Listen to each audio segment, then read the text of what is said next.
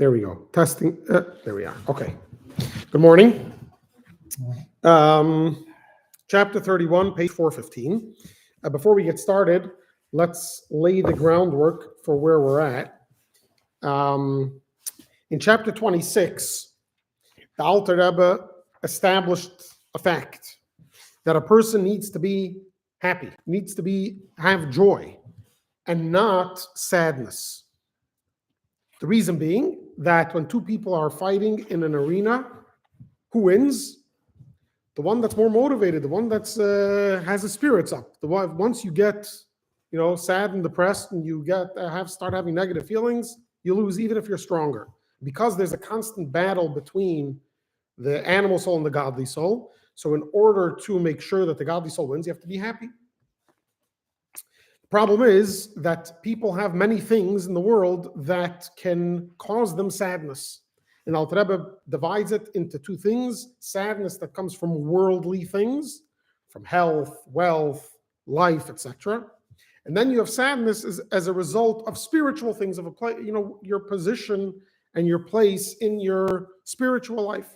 So in chapters 26, 27, 28, the Alter Rebbe advises how to rid oneself of any worries and any depression that comes as a result of a specific reason that's causing this depression. But then in chapter 29, the Alter Rebbe began that sometimes, even if the person has gotten rid of any external cause that can cause him sadness, still he will have timtum halev, right? His heart is, we said, is clogged. I just heard recently another terminology that, although not a literal translation, I think more encapsulates what the word means, more of like a numbness of the heart. That no matter how much information and feelings you throw at it, it's unchanged. It stays the same. It's numbed. So the Alter Rebbe told us how to deal with that. How do you deal with it? You remind yourself who you really are. Remind yourself of all the thoughts, speech, and actions you had from the day you were born, even the things that you think about. Even the things you dream about is a result of things that you thought about during the day. So you're not the person you think you are. You're not as great as you think you are, and that will break your heart. Remember, if the heart is numb, then you have to beat it up, break it up into little pieces so that the fire of godliness should catch on to it. And then in chapter 30, we said that even it's not enough to be humbled in front of yourself. You have to be humbled in front of every person in the world. And we discussed how a person's usual evaluation of themselves, especially compared to others, is flawed, possibly flawed, probably flawed, and how to reevaluate where you are compared to everyone else. And that really it's possible not based on the results, but based on the process and based on where you're holding, that the person that looks 10 times worse than you is really 10 times better than you. Yeah. So now the question is, based on so it seems like, so far the Alter Rebbe didn't really tell us how to be happy. The Alter Rebbe was just working on trying to mitigate reasons for sadness. That he did in chapters 26 to 28. But based on chapters 29 and 30, if a person really meditates about how broken he really is and how worthless he really is, especially compared to everyone else, wouldn't that create a depression within him? Aren't we trying to get rid of sadness and depression? And here we're sort of creating a situation in which a person can become very depressed, naturally so. When you think about how low you really are, that's quite depressing. So the Alter Rebbe begins, don't let that deter you, okay? But before we get there, there is a story told of a chassid of the Alter Rebbe, the author of the Tanya. His name was Reb Shmuel Munkes. He was known as a jester. He was like a clown, but he was a great a giant Torah scholar. But he did clowny stuff. One time it was Tisha B'Av. You know what Tisha B'Av is? No, that's Tu B'Shvat. It's Tu B'Shvat. Tisha B'Av is the depressing one. The what? The depressing one. The depressing one. It's the saddest day on the Jewish calendar. it's the day that we mourn the destruction of both temples and many other great tragedies in our history that happened on that day. So it's sort of like a national day of mourning. So Reb Shmuel Munkus walked into the shul and he saw everyone was so down and depressed and he couldn't handle it. So we have them here. There's plants, I don't know what they're called. In Yiddish, they're called berlach. They're like little things that grow on plants. And when you walk through them, they get stuck to your clothing. Huh? Burrs. Very good. So he took burrs and he came into shul and he started throwing them. He wanted to lighten the mood. One of the Alter Rebbe's colleagues, a fellow contemporary of his, another Hasidic Rebbe, was very unamused by what he did, and he blurted out, because of such people, the temple was destroyed. The next day, him and the Alter Rebbe took a stroll after services in the forest, and they heard crying. They came closer and they saw a young man wrapped in his talus praying. He was sitting under a tree, and he was sitting on a fiery ant's nest, and he was letting the ants come and bite him. This was in the olden days. This was sort of part of the divine service, was to negate the body, to try to lift yourself above it. So holy people would do these types of things. They'd roll in the snow. They do all types of what we would think is crazy thing. And in today's standards, they would be crazy, because you wouldn't be able to sit and pray while you're being, concentrate. So therefore today, fasting, the whole concept of fasting, which used to be a very prominent way of serving God, today it's unacceptable for most people, because we're not healthy enough, we're not strong enough to fast and study. If we fast, we're not able to study and pray, and that defeats the whole purpose. So he was sitting under the tree in this position, and this colleague of the Alter Rebbe blurted out, and it's because of such people that the temple will be rebuilt. And he didn't realize that the same man that was throwing the birds yesterday was sitting under the talus there today. So now the question is, so is sadness so bad or not? On the one hand, it looks like the day before, when everyone was sad, he couldn't handle it and he's throwing birds at everyone. Today, he's sitting under the talus being bitten by ants, crying for the destruction of it. So which way is it? Is sadness good or not? Good for me and not good for anyone else? How does that work? So we are going to learn today that there are two types of sadness. There are hundreds of types of sadness, but there are two general categories of sadness. And before we begin, at the beginning of chapter 26, when we said that a person has to be happy and shouldn't be sad, why?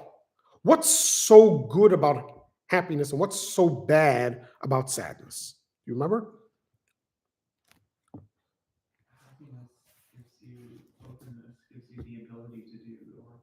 Oh, so happiness, in other words, happiness creates the possibility for good, positive results, whereas sadness makes you fall under the spell of whatever it is that's there, and therefore wrapped up in yourself. Oh, that's already a little different way. But in other words, in chapter 26, we discussed sort of the results. Based on the result, in other words, the results of being sad is inactivity, is right?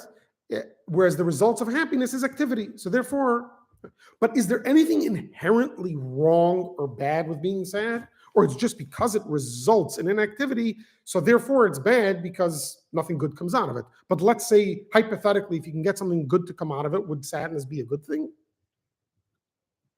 No. Possibly. I don't know. Well, based on what we said in chapter 26, possibly. The reason why it's not good is because it breeds inactivity. But if you can breed something positive from it, why not? Yeah. So, however, there is something that we know is really not good about sadness. So, as an example, first of all, there are many places within the prophets that it speaks about prophecy only coming through happiness. That when the prophet was happy, then he was able to receive prophecy. One of the places that it's not explicit but pretty implicit is by Jacob. So Jacob has a difficult life. Yeah? His brother wants to kill him. His father-in-law deceives him, not once, twice.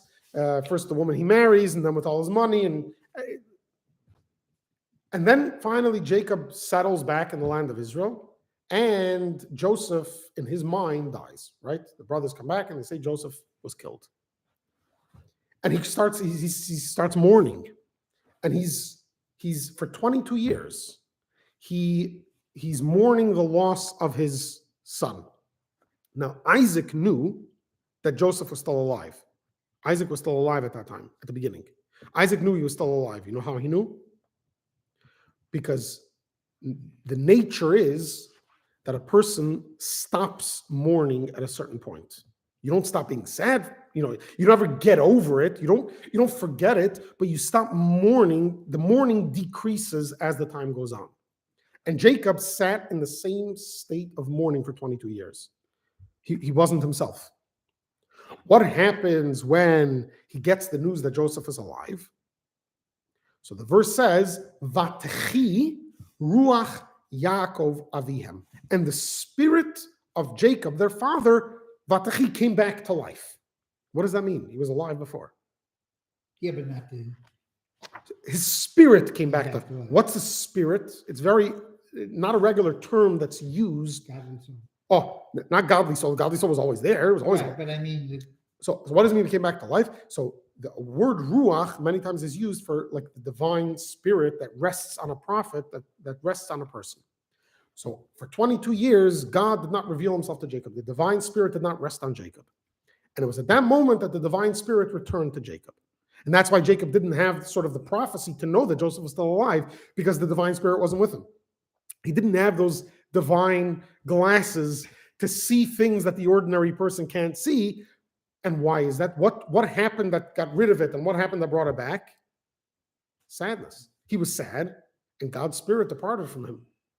Now, think about it. Jacob is one of our forefathers. Jacob is considered one of the wheels or part of the chariot that is attached to God. In other words, that does everything God wants. Our forefathers are considered, in mystical terms, the divine chariot. And here we have a case where Jacob was sad. And why was he sad? Not because he was caught up in himself, and not because he was sad because he lost his child, or at least he thought he did. That's a pretty valid reason to be sad. And yet the divine spirit departed from him. It wasn't like it was a punishment. He didn't do anything bad or anything wrong, but it's sort of like a cause and effect. If a person is happy, that is a vessel. That is a proper resting place for the divine spirit. When a person is sad, God can't be there.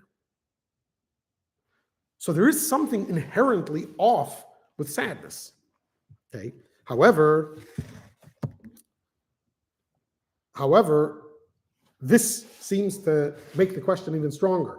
The last two chapters, the Alter Rebbe is sort of putting us in this position of being sad. And sadness is inherently bad. It's not just bad because it doesn't have positive results. It seems to be inherently bad. Why would Alter Rebbe do this? Well, what's the point? So the Alter Rebbe is going to answer two answers here. The first answer is that sometimes in order to defeat something, you need to use itself to defeat it. Yeah. The best way to win an argument is not to badger the other person with information or with arguments. The best way in the Gemara, sometimes in the Talmud, sometimes you have this, where the opposing opinion will say, you just said that. Based on what you said, you should agree with me. In other words, to use the other person's argument to bring out how their logic is flawed and your logic is sound. That's the best way. That not always can you win an argument that way. Not always is it possible. But the most complete and absolute way to win an argument is when the person themselves proves their point. If you can get someone to prove your point when they're arguing a different point, that's the best way to win an argument, because they came to the conclusion. You didn't shove them into that conclusion. You didn't pound them into that conclusion. They came to the conclusion. So we discussed in chapter 6 and 7 in Tanya, when we spoke about klipa, we said that klipa is not inherent. Well, there are two types of klipa, right? There's the 3 impure klipas. That's bad. We can't deal with it. Yeah. But then everything else, food, everything else in the world is the klipas noga, right? This neutral klipa. So how do we win over the neutral klipa? By ignoring it or by engaging it? engaging it. Eat the food, but make sure to make a bracha before. Make sure to eat it for divine service. Make sure to eat it on Shabbos or festivals or in the meal of a mitzvah. Yeah? In other words, engage it, but so you're engaging it on its terms, but you're transforming it in its place into holiness. So if we can get, so sadness is, it's not three impure klipas. It's not inherently evil that we can't deal with it, because we know there are times when sadness is mandated. Tisha B'Av, when a person mourns the loss of a loved one. Torah mandates mourning. So obviously sadness is not the three impure klipas. Sadness is the klipa that can be worked with. The best way to work with something is to work with it. So the first answer that Alter Rebbe is going to give is, no, you need to be sad sometimes, because if you want to get over the sadness, you have to use the sadness itself to get over it. That's going to be the first answer. Okay? So then the reason why he spent 2 chapters teaching us about sadness, Yeah. you can't be happy unless you understand sad. How do you know you're happy if you don't know what sadness is? Yeah, but not only is Alter Rebbe teaching us what sadness is, the Alter Rebbe in the last 2 chapters is telling us to become sad. He's giving us all these tools to break our spirit, to break our hearts, so that they can be caught in the flame of love to God. But in the process, you're breaking the heart. You're making the person sad. If being sad is inherently wrong, then how can the Alter Rebbe put you in that position? How could the Torah say be sad on specific days or in specific times if there's something inherently wrong? So the first answer is that it's not inherently wrong like pig. Pig, a pork, not a pig, the animal, the pig is one of God's creations. But to eat the meat is inherent. That you can't do. Don't touch it. But what about kosher meat in the store? That can also be turned into pig if you eat it for gluttonous or non-godly reasons. Then it becomes, it's not the same thing. It becomes like it says in chapter 7 in Tanya, we studied that momentarily you draw it down into the 3 impure klipas because you've used it not in a godly way. Yeah?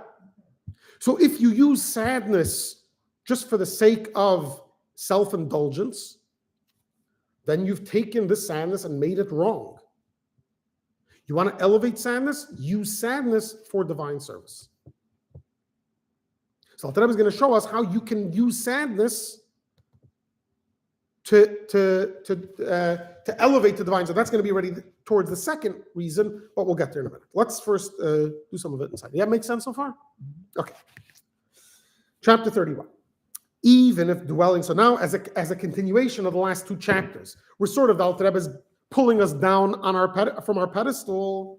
Even if dwelling long and deeply on the above mentioned matters for an hour or 2, to be lowly of spirit and contrite of heart leads one to profound depression. Now, depression is not, it's the correct translation of the Hebrew word, but it's not. Soon we'll see that we're not really talking about depression. But for now, depression is a more all-encompassing term of general sadness and general negative emotions. Okay? So even though it leads one to profound depression, let him not be perturbed. In other words, don't be so scared that you're being depressed because of everything we just said till now. Why? Now, it's true that atzvut, depression, derives from the realm of klipat noga, not of holiness. But remember, klipat noga is the neutral klipa. It's not the 3 impure klipas. Why? How do we know that the depression comes from klipa? How do we know this? For concerning the realm of holiness, it is written, strength and gladness are in his place. In other words, what's godly? Gladness. And likewise, the divine presence abides only in man's joy. And the same joy is required for the study of the halacha. In other words, if it's godly, it's joyous. Remember, what's the definition of klipa? You remember what the definition of klipa is? Something that conceals confidence. Correct. In other words, anything that's not godly. Yeah. So if godliness is joy and depression is not godliness, by definition, it's klipa. So why shouldn't you be perturbed by this? Why shouldn't you be worried if you become depressed? after studying chapters 29 and 30.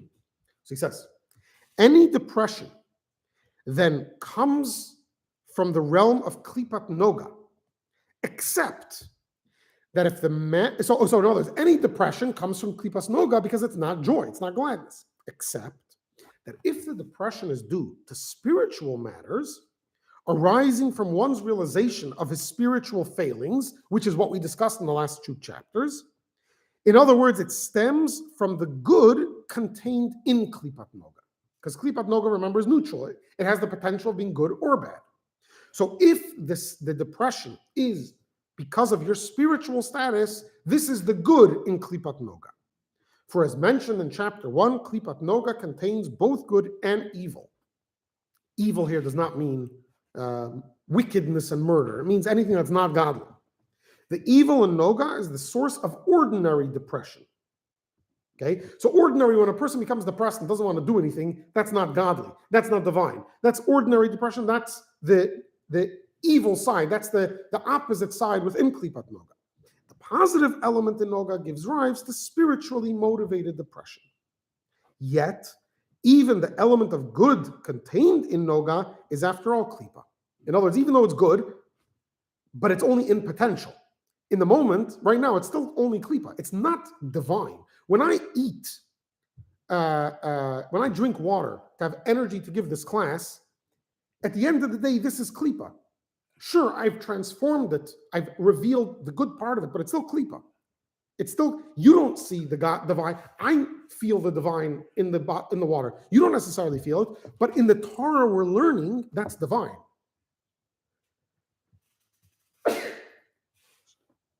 Yeah, and it's for this reason that the Arizal writes that even worry over one's sins, because it's klipa, even though it's depression for spiritual things, which we're saying now is the good part of noga, but because it's still depression, because it's still klipa, is only appropriate during confession. In other words, we have to have set times for it, but not during prayer and Torah study. These must be conducted with a joy deriving exclusively from the realm of holiness, as opposed to frivolity and the like. In other words, not just an empty joy, but a joy of holiness. So,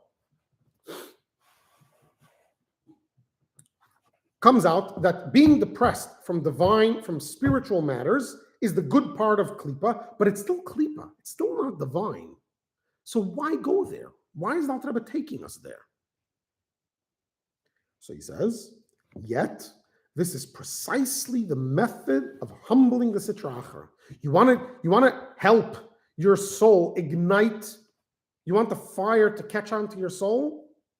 You want, which soul? The godly soul is already on fire. Which soul? The animal soul, the klipa soul? You want to get it on fire? You got to use klipa to get there. You got to use its own self as its medicine. Yet this is precisely the method of humbling the Sitra Achra through something of its own species and kind. In other words, the Sitra Achra is most effectively attacked by utilizing the good contained within it as a weapon against itself. I don't know if you remember the video, you weren't here, but last week, one of the videos we had in class was of a scribe that became religious and asked the Rebbe a way to fix his past, what he deemed imperfections. And the Rebbe said, first the Rebbe ignored it, but then the Rebbe told him that he should use it against itself. So for example, if a person has a very high ego, sense of self, usually we attribute that to the animal soul. I mean, that's not a good thing, right? That usually does more damage than good by having an inflated ego. So the Rebbe said, why don't you use it? Use the ego. Okay, so you claim that you have ego. So now the next time you see someone studying, think to yourself, I could study better than that. And push yourself to study more. That person's doing the mitzvah this way, I could do it better than that. Once the evil inclination sees that you're using it against itself, it's going to stop bothering you. Yeah. So if you want to break, right, just like when you have an argument against someone else, if you want to really win over the person, you have to figure out a way that they themselves should win should reveal your legitimacy in the argument over theirs. Yeah, you want them to figure it out on their own, from their own logic. They should come to your conclusion. And our sages expressed it beautifully. From the forest itself comes the handle for the axe, which fells the forest. And in a similar vein, he encountered one of his own kind, right? So it says when God created the trees and God created everything, so the trees looked at the metal, the iron, and they said, God, you created our destroyer. What's going on over here? Right? You created something that can kill us all. So God said the only way the axe can kill you is if you provide him the wood, the handle for the axe. Yeah? So how can you really win over the opponent when they themselves provide the ammunition against them? Okay? So if you want to truly win over the sadness, you have to use the sadness, but not sadness for nonsense. Sadness for spiritual things. And then once you channel the sadness in spiritual things, you'll get rid of the sadness that just slaps you down and pulls you down, and you'll be able to convert, so to speak, the sadness into happiness and into positivity. But then how do you said there were two categories, physical and spiritual. We're working on spiritual. But how do you get rid of the physical? That in chapter 26, the Alter Rebbe dealt with that right away. No, in other words, here, this is there are two types of sadness. There's a sadness two types of sadness that we're talking about. In chapters 26 through 28, the Alter Rebbe spoke about the regular sadness that we experience. In other words, when you have to get up in the morning and get out of bed, sometimes a sadness comes on you that makes you want to stay in bed, okay? Or when you have to go out to work, or when you have to prepare food, or when you have to exercise, whatever it is, when sadness comes to you, generally speaking, that makes you weaker. It doesn't make you want to do something. It makes you not want to do something, yeah? Now, that sadness that comes to the person, generally speaking, can come in two forms. One is a sadness of worldly things. One is a sadness of spiritual things. In the beginning of chapter 26, the Alter Rebbe taught us how to get rid of the sadness that comes from the worldly things. And the second part of 26, 27, and 28, Alter Rebbe taught us how to get rid of the sadness that comes from godly things, from divine service, from spiritual things. However, even if someone manages to get rid of all of this sadness, that doesn't mean automatically they become happy. Now, you would think, if I have no reason to be sad and I've got a godly soul that's on fire to God, why don't I automatically become happy if I don't get rid of all the sadness? If I got rid of all the sadness, why am I not automatically happy? Yeah, that's a good question, follow-up question. So in chapter 29, the Alter Rebbe introduced us to a phenomenon of a stuffed heart, a numb heart. In other words, a person can have his godly soul on fire. He has he got rid of all the depressive thoughts. His soul is on fire, but his animal soul isn't catching on. So he's still not motivated to go to shul. He's not sad. There's nothing holding him back because he got over all of that, but he's still not on fire to God. So we said in this case, when the heart is numb, you got to break it. Right? Remember we said you so you got to break it. Now you're imposing sadness onto yourself. It's not a sadness that comes from without. In other words, it's not from without. It's your evil inclination that's trying to stop you from going to shul. So it wakes you up in the morning with a thought, and it says, what are you going to shul for? You didn't go last week. You never go. What do you think? Suddenly you're going to become a tzaddik? Suddenly become a good person? You're going to go to shul? You'll do better sleeping. Yeah, it gives you all these thoughts. So we know how to deal with that. But now we're talking about you're sitting and you're trying to get yourself excited to do a mitzvah. And it's just not working. You're using every tool you have. You're using everything in the book. And it's just that your heart isn't getting excited. So that means, Alter Rebbe says that your heart is numb. How do you unnumb your heart? By breaking it into little pieces.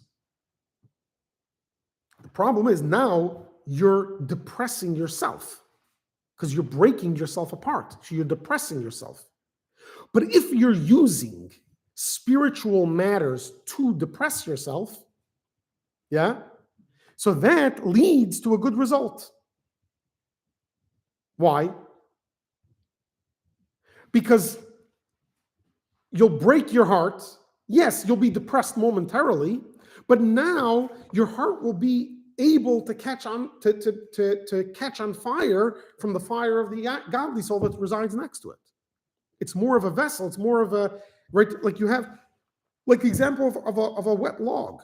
If you have a wet log and you break it up into little pieces and you let it sit out and dry, now you don't even have to put lighter fluid on it. All you have to do is use a magnifying, magnifying glass with the sun. You've ever done that in school? Yeah. Our teacher turned us into pyromaniacs when we were in school. He taught us how to do it. And suddenly the next day, everyone comes with magnifying glass. We're all lighting leaves, right? The dried leaves on fire. So suddenly you don't need anything to catch on fire because you're already broken up. But in the meantime, you're depressed. And the question is, if depression is inherently wrong, how could we allow ourselves to be depressed even momentarily? And the answer is no, depression isn't inherently wrong. If it's for nonsense, then it's wrong. But if it's for spiritual things, that is the good part of klipa. Why would I want to engage the good part of klipa? It's klipa. Let me engage Torah, which is divine. And the answer is, if you want to truly break klipa, you need to use klipa. You need to engage it from time to time. And Alter Rebbe concludes there and he says, of this sadness, which is resulting from contemplation of one's spiritual state, this is on page 417, right in the middle, of this sadness resulting from from contemplation of one's spiritual state, it is written, in every sadness, there will be profit. In other words, the sadness itself isn't holy. It's klipa.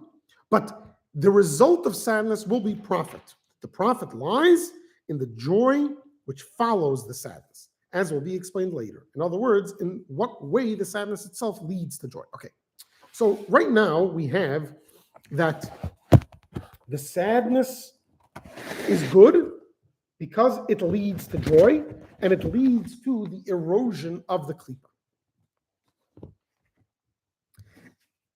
The Alter Rebbe is going to teach us a second reason why sadness is good. And now we're going to have to break apart sadness into two categories. One category is going to be bad and one is going to be good.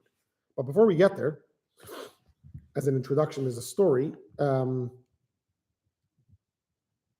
a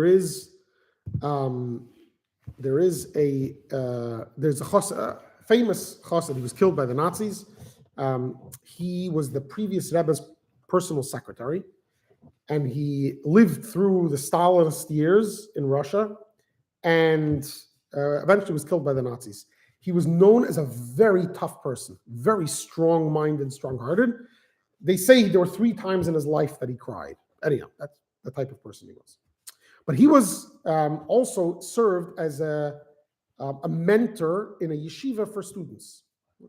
So every once in a while, he would, in Hasidic terminology, a farbrengen. You ever heard of a farbrengen? Like a Hasidic gathering where words of inspiration are said and we try to inspire ourselves. So he would farbring with the yeshiva students from time to time. Now, in the Soviet Union, you weren't allowed to teach people Torah. Officially, it was legal to be Jewish. You could learn Torah, but you weren't allowed to teach to others. And so this was a strictly legal operation to have a yeshiva.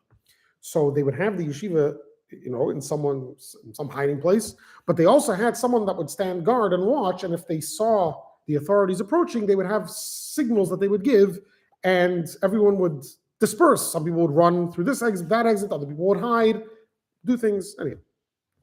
So one night, his name was Yecheskel, Chacha. He was called Chacha Fagin. Chacha. That was his nickname. So one night, he was sitting and farbringing with the yeshiva students. And he was speaking to them about their behavior or even their emotional status and how they have to change themselves. And he was really getting at them until they started crying. He wasn't abusing them. He was sort of putting them in a place where they felt sad about their current status and wanting to change. And then, in the middle of this farbrengen, the authorities were approaching, or at least that's what it looked like. So the student who was standing watch gave the signal, and everyone dispersed. The next time they got together, Chacha turned to the students and he said, I have a question.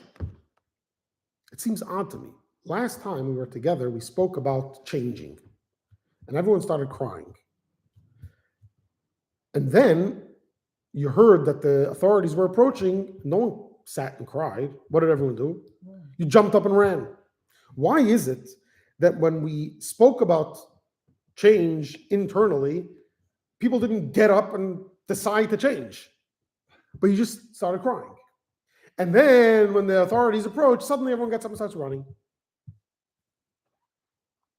Why? The Alter Rebbe is going to tell us there are two types of sadness. In Hebrew, we're going to divide them into, in other words, in English, the Hebrew in the Tanya, but the English translation will be depression and bitterness. But not bitterness that I'm bitter about something that someone did. A bitterness is representative of sadness, and the differentiating factor is going to be: is it pulling me down or is it lifting me up? Is it propelling me to do something or is it causing me not to do something? Okay, so let's take, for example, frustration. When a person's frustrated, what does that usually result in? Doing something, changing something, doing something, yeah? So this frustration is sort of a child of bitterness. And therefore, this is a good thing because it propels to action. Melancholy, depression, what is that? What does that accomplish usually? Nothing. That is categorized depression. Even anger. Anger can many times lead to change, to do something. Yeah. So depending on what it accomplishes, you'll know, was it depression? You know what? Let's call it depression and sadness. General sadness. Was it depression or sadness? If it's depression, it's leading you to do nothing. It's pulling you away from society. It's pulling you away from activity. If it's sadness, then it's propelling you to do something. Crying.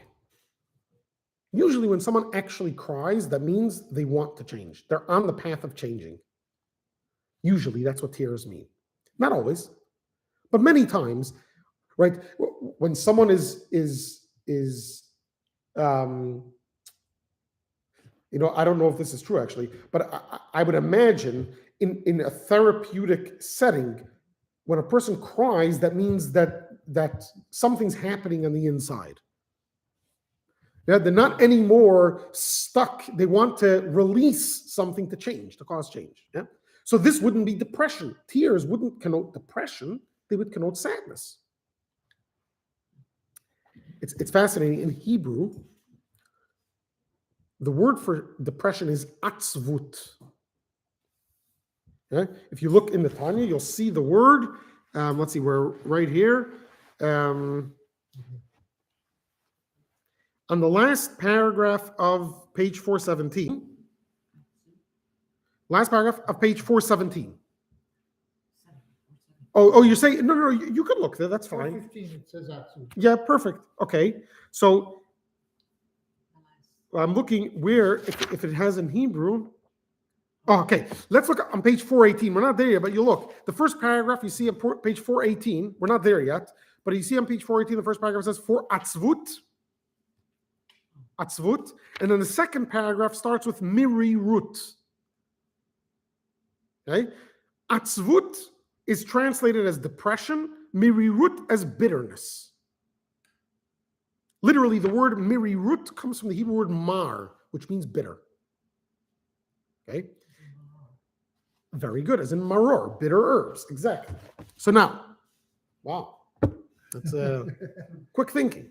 So the Hebrew for atzvut in its sort of grammatical relationships is related to the word schok or joy or happiness. it's used in the same context. When you want to say something is bigger or smaller, sometimes you'll use that schok, gladness, smile for something that's bigger, and etzev, which is depression, for something that's smaller. So if you want to say, for example, you see in here it doesn't work. In scientific terms, it doesn't work. What's a foot? Foot is 12 inches, right? Okay. In the Torah, there's no measurement of a foot. The measurement is an amma. An amma is this. This is an amma. It's loosely in English, it's a cubit. Okay, but how long is an amma? There are many different opinions. Depends on how long the king's arm is. Oh, it depends. There are many different opinions, ranging from about 18 inches to 24 inches. Okay, now that's not so fascinating. The fact that there's different opinions of what an amma is, that's not so fascinating. What's fascinating is that in the temple, there were two types of ammas. Some ammas were 5 handbreadths. Some ammas were 6 handbreadths. That's good. Okay? So when you have the measurements of the temple, you're studying in Mishnah measurements of the temple, and it says this was 10 cubits and this was 6 cubits. It doesn't mean necessarily that this was 10 of one measurement and this is 6 of the same measurement. No, they're two different. It could be. There were times with different ammas, okay? So, and sometimes you have an amma, it'll say, this is a happy amma, it's a bigger amma, and this is a depressed amma. What does the word depression mean? You're literally depressing, right? You're making it smaller. Right. Whereas so the word depression is used synonymous with, well, not synonymous, but it's used in conjunction with happiness. Whereas bitter something's bitter, it doesn't mean it's smaller. It just means that it has a different flavor. So depression is the opposite of joy. Depression. So if joy is divine, depression is the opposite. Where sadness is not the opposite. It's not condensing. It's not becoming smaller. It's the same thing. It's just a different flavor. So it's not increasing. It's not growing, but it leads to growth. Whereas depression not only leads to depression, it actually is a depressing of the soul. Does that make sense? So sadness has a little bit of life to it. There's almost like there's like a skip in the sadness. There's like, you feel your heart skipping in the sadness because it's like already thinking of how it's going to get out of it, how it's going to avoid this the next time. Whereas depression, all you're thinking is, how do I get more of this? I just want to be depressed. I don't want to have to do anything. I don't want to have to get out of bed. Yeah, and this is what he was telling his students. He said, when we were talking about changing in your divine service, all you were doing was crying. You weren't looking to grow out of it. When they heard the authorities coming, were they happy? No, of course not. They were sad that they had to disperse. But it was a sadness that propelled them to go and do something about it, to go run away, to go do something about it. Yeah. Now, if they would have started crying and then someone would get up and say, no, so you're telling us how bad we are, now tell us how to become better, that would have shown that those tears were tears of sadness and not tears of depression. But as long as they don't propel you to do something, then it's depression, and then it's unwarranted. But the thought process of chapters 29 and 30 don't lead a person to depression. They lead a person to realize how low on the totem pole, how low on the ladder he is, and therefore I better get up and do something. It leads to action.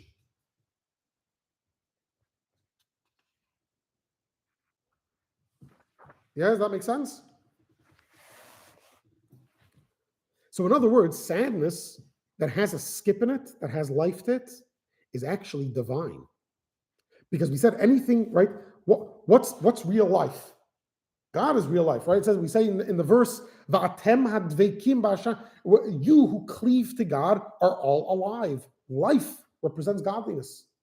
Yeah, the animal soul may feel like it's alive, but really it's not. It doesn't have any sustainable life. It imitates the divine soul. So when you see life, and life again doesn't mean just breathing. Life means that you want to grow. that you're being pushed to improve, that's a sign of godliness, of divinity. So now, if the sadness is bringing me to joy, in other words, if the result of the sadness is to become a better person, to become happier, so that means that the sadness itself was holy.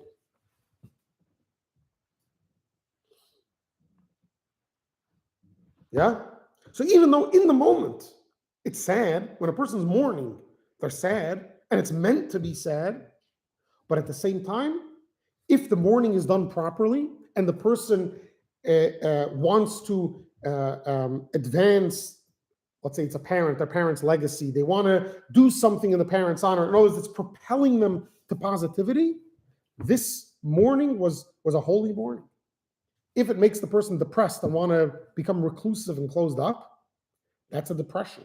That's not mourning, that's depression. That's not mandated. God doesn't want you to mourn like that.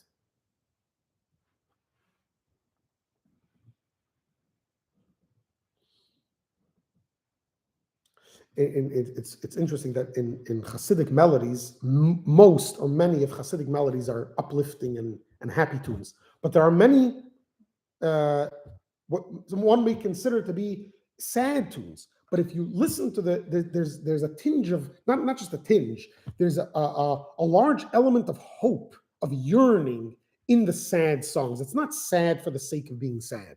It's more songs of yearning, of wanting to grow out of it. Of a desire to elevate oneself. Okay. So now the Alter Rebbe is going to explain to us the difference between depression and sadness. Let's look here at the bottom of 417.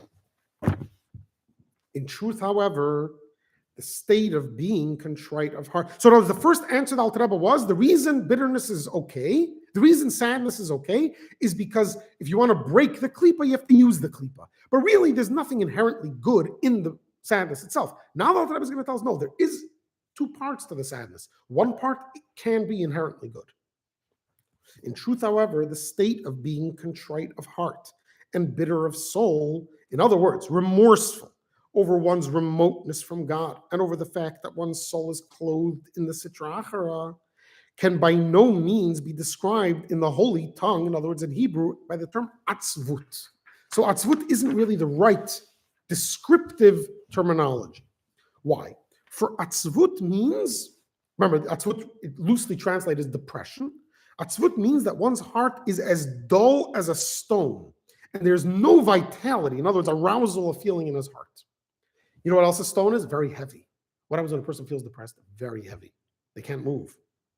You know what else? We learned in chapter 1 in Tanya, I don't know if you remember, in chapter 1, we had, that when we spoke about the animal soul, which comes from klipas, we said that everything comes from klipa, klipas noga, right, this neutral klipa, and we said, from this soul, from the animal soul stems all the evil characteristics deriving from the four evil elements within it. And we said that sloth and melancholy emanate from the element of earth. Those are the heaviest element. Like a stone, it weighs you down. Depression, the result of depression is you feel heavy, you can't get up, can't do anything. But bitterness, in Hebrew, mirirut, and contrition are just the opposite. Why are they the opposite of depression? Since the very fact that one is moved to be embittered is itself a sign of life. Except that this vitality derives from the holy attributes of severity, gevurot, and is therefore expresses itself as bitterness. So in other words, you would expect godliness to be expressed as happiness. How do we see here that bitterness is godliness? Because happiness is the right side, God's right side, right? Chesed, the kindness. But then there's the left side, gevura, strength, severity. That's also godliness. It's just a different type, a different taste, a different flavor. And the flavor is bitterness. Whereas joy derives from the holy attributes of kindness, chasadim. Gevurot and chasadim are chesed and gevura plural. So chesed is singular for kindness. Chasadim, kindnesses, is it's plural. And gevurot is plural also. For the heart contains both these attributes, kindness and severity, right? The divine soul has gevura also. So that means the divine soul has the capacity of experiencing sadness. But because it's divine, that sadness has to be full of life. It has to be a sadness that leads and that is itself a propellant towards happiness. And at times, one must arouse the holy attributes of severity, gevurot, in order to temper, in other words, literally sweeten, stern judgments, which in this context denote the animal soul and the evil inclination. Whenever it, in other words, the animal soul or the evil inclination, dominates a man, God forbid. For stern judgments, in other words, restraints on one's spiritual well-being, can only be sweetened by means of their source, as we discussed before, that only the wood, once it's on the axe, then it could chop down the wood, right? So you need the wood to chop down the wood. The axe itself can't chop down the wood. So if we want to sweeten judgments, you have to use judgment. You have to use gevura. What's gevura? Bitterness. Yeah? Okay. Oh. Okay, I don't think we're going to continue inside, but I want to just share with you a story. I know that we're short on time today, so we'll share with you a little story of my great uncle. There was a video of him. Yes, one of the videos was of him. He sat in prison in Russia. He was his name was Mendel Futterfass. I remember him as a kid. He died when I was 9 years old. I remember visiting him from time to time. He was sort of a legend amongst Chassidim. And when he came out of Russia, he was a businessman. In Russia, he was a businessman. And the reason he was caught and imprisoned was because after the war,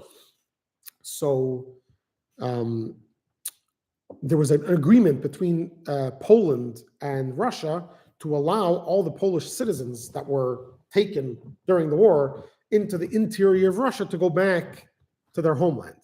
The problem was that the Polish that fled Poland during the war were sent to Siberia. They were sent to the worst places because that was the only. There was hunger. Russia itself couldn't take care of its own citizens, let alone refugees, and a lot of them died. So what happened was now all the Polish people are allowed to go back. There's a lot of Polish passports that don't have owners to them. There was also a willingness and desire of the Russian government to let as many people go back so that the Polish wouldn't think they killed everyone, yeah? So they a little bit turned a blind eye, and my great uncle, he was in charge of collecting funds to secure Polish passports, both real and fake.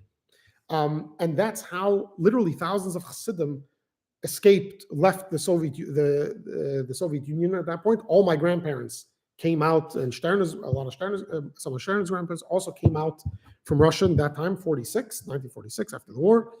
And people were reorganized in families because you couldn't take your legal papers with you, because if you were caught at the border with real papers, it was done. So these became your new papers, but the family structures were there. If you had a family of 6 kids and the passport you got only had 3 kids, you could only take 3 kids with you. But then someone else is a single guy and they have 3 kids. They need to get married suddenly and have kids. How are they going to get out? Yeah. So, for example, the Rebbe's mother came out at that time, and on her passport she had a son. So they took one of the kids and he became her son, so to speak. And later, when they came to America, he remained very close to her because legally, right, he was on the Polish papers. He was her son. But it also means that no one came out with their legal papers. A lot of people didn't know, especially girls, that it wasn't relevant. Their birthdays weren't necessarily relevant. My grandmother didn't know her birthday. Doesn't know her birthday. Didn't know when she was born. Yeah, because they didn't have real papers. So he was in charge of this operation. Him. And there were 4 people that were mainly in charge of this, or ran the book. I believe he raised the funds. Then there was a woman, Baba Mariage, she also sat in prison for this, a very well-known matriarch in the Chabad community, that also was involved in this scheme. Anyhow, eventually he was on the last train that he had arranged. His family was on, he was supposed to get on it. His family was on it, and he was caught and taken away before he got on the train. So his family left Russia, and he stayed behind. And that's the video we saw yesterday, was where he wrote, right, where he thought of writing a letter to the Rebbe in his mind, and the Rebbe responded with a letter that I received your telegram. So he, when he came out, he was a businessman, but the Rebbe made him to be the head of the yeshiva, more the mentor in the yeshiva in Kfar Chabad, which was one of the bigger yeshivas in Chabad. And so thousands of people today were mentored by him, and he had a very good, he was able to articulate things beautifully. He always had metaphors and examples for everything, even from the experiences he had in his own days in prison. I've shared some of those before. But one of the things he would often share was, you ever took the time to look at a spider? You ever paid attention to spiders? Yeah, okay. So you may have noticed this. If you didn't, you can, next time you see a spider, you can try to pay attention. A spider will string a web, and then a fly will get caught in the web. And you would expect, looking at the web, that the spider would right away run over and start eating its food. But the spider doesn't do that. You'll notice the spider sits in the corner and waits. And the fly is meanwhile trying to get out. It tries and tries for a few minutes or however long, and then eventually it loses all its energy.